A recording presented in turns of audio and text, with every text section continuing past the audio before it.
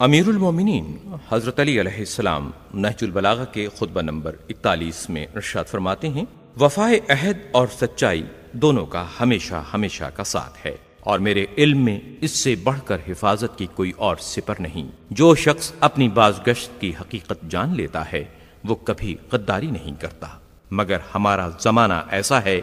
جس میں اکثر لوگوں نے غدر و فریب کو عقل و فراست سمجھ لیا ہے، اور جاہلوں نے ان کی چالوں کو حسن تدبیر سے منسوب کر دیا ہے۔ اللہ انہیں غارت کرے، انہیں کیا ہو گیا ہے؟ وہ شخص جو زمانے کی اونچ نیچ دیکھ چکا ہے اور اس کے ہیر پھیر سے آگاہ ہے، وہ کبھی کوئی تدبیر اپنے لیے دیکھتا ہے